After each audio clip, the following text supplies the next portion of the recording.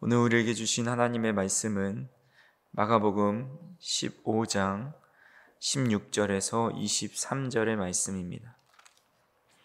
군인들이 예수를 끌고 브라이도리온이라는 뜰 안으로 들어가서 온 군대를 모으고 예수에게 자색 옷을 입히고 가시관을 엮어 씌우고 경례하여 이르되 유대인의 왕이여 평안할지어다 하고 갈대로 그의 머리를 치며 침을 뱉으며 꿇어 절하더라.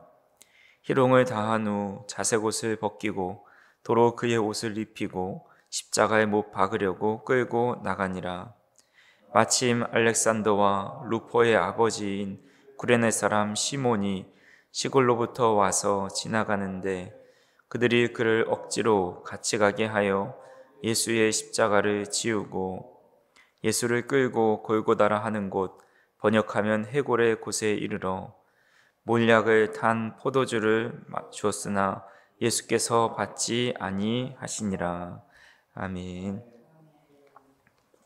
오늘 우리가 읽은 말씀은 예수님께서 골고다로 향하시기 직전에 당하신 고난과 고초에 대해서 고통스러운 그 순간들을 묘사하고 있습니다.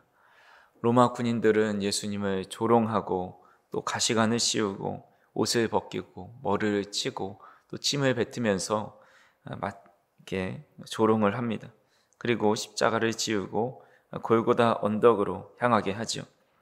예수님께서 당하신 이 십자가의 형벌은 로마 시대의 사형법 중에 하나입니다.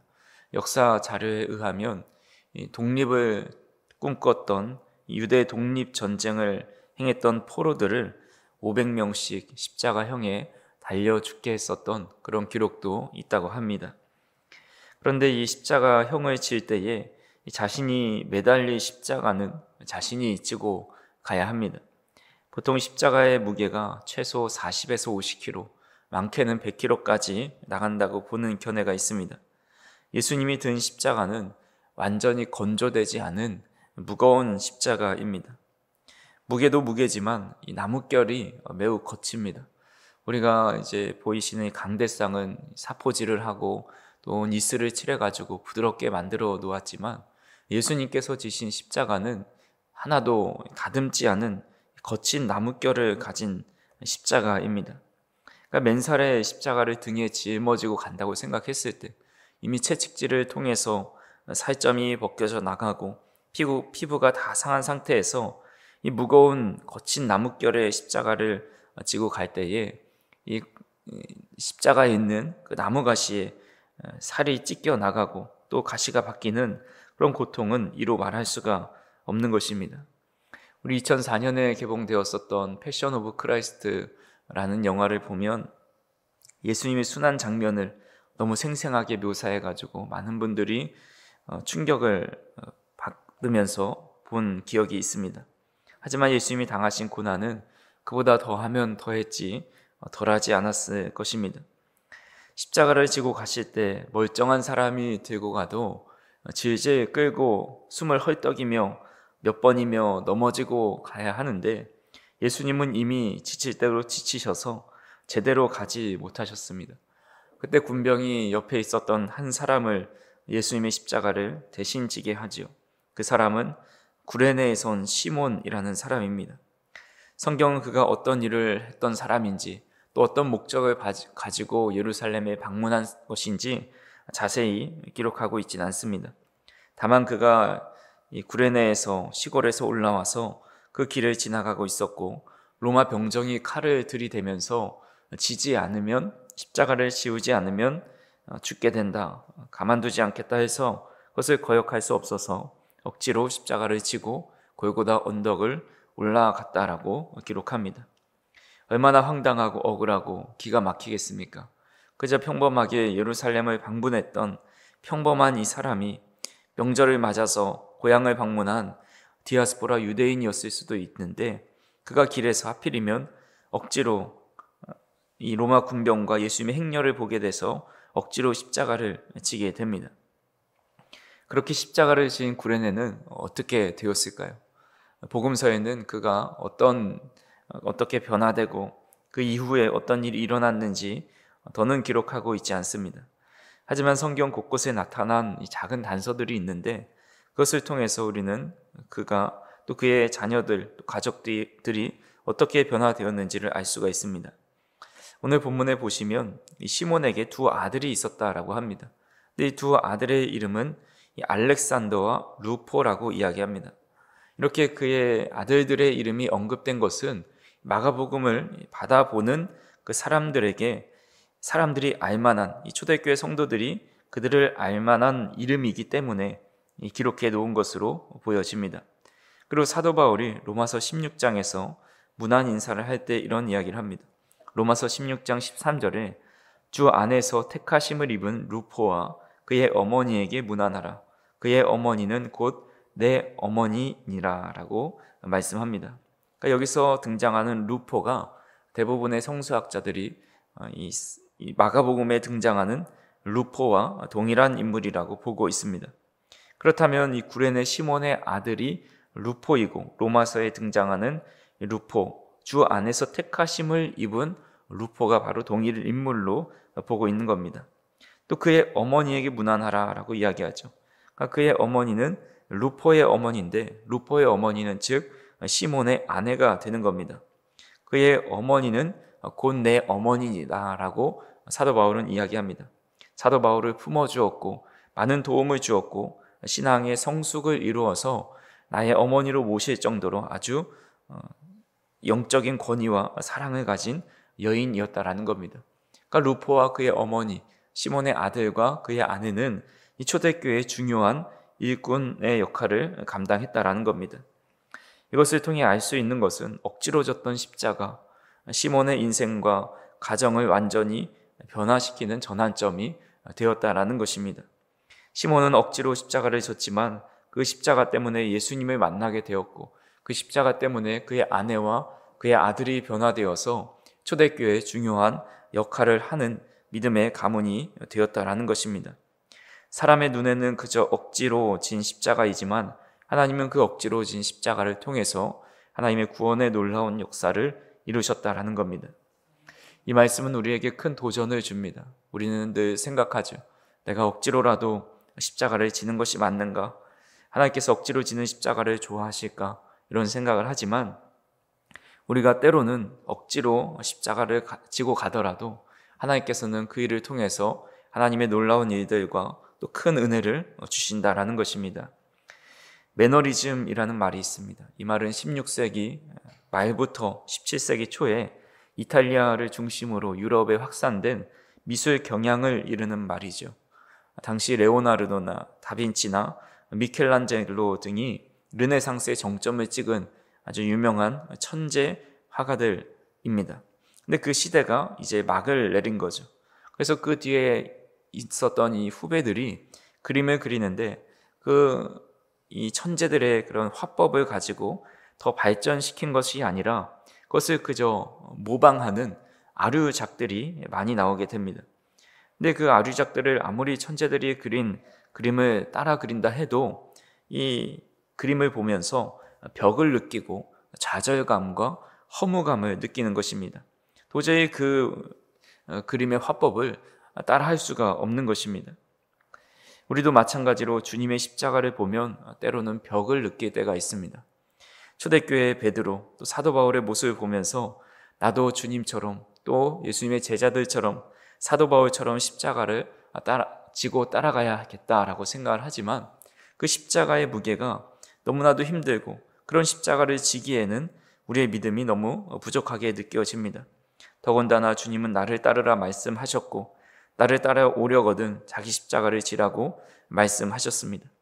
예수님께서 지신 십자가가 무엇입니까? 바로 자기 포기입니다. 완전한 희생이고 사랑입니다. 주님께서 말씀하신 하나님을 사랑하고 자신의 몸처럼 이웃을 사랑하라 하셨습니다. 그리고 더 나아가 그들을 위해 목숨을 내어주셨습니다. 예수님께서 지신 십자가를 바라볼 때에 그것을 그대로 지고 따라갈 수가 없다라는 생각이 들면서 그것은 내가 질 수 없는 십자가, 너무나도 할 수 없는 십자가라고 생각을 합니다. 그것을 어떻게 기쁘게 지고 따라갈 수 있겠습니까? 십자가는 그렇게 좋은 것이 아닙니다. 요즘에야 금으로 만들고 보석도 박아 놓아서 액세서리로 아주 많은 사람들이 차고 다니지만 예수님이 지신 십자가는 아무 흠모할 것도 없는 거친 나무 십자가입니다. 사형틀입니다. 각자에게 주신 십자가는 기쁜 마음으로 질 수 없는 그런 십자가입니다. 만약 십자가가 마냥 즐겁고 기쁜 것이고 십자가를 질 때마다 즉시로 무엇인가로 좋은 일들이 일어난다면 누구나 십자가를 지려 할 것입니다. 하지만 주님이 주신 십자가를 오늘 우리가 지고 따라가는 것은 매우 어렵고 힘든 일입니다. 하나님만 사랑하는 것, 이웃을 내 몸같이 사랑하는 것, 모든 것을 버리고 주님을 따르는 것은 정말 쉽지가 않습니다. 자신의 의지로 지려고 하면 질 수가 없습니다.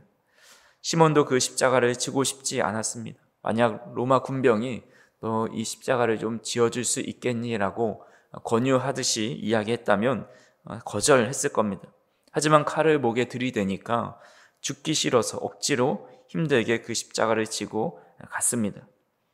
하지만 그렇게 억지로 지고 간 십자가라 할지라도 하나님은 그의 집안을 구원하셨고 하나님의 일을 감당하는 큰 은혜를 주셨습니다.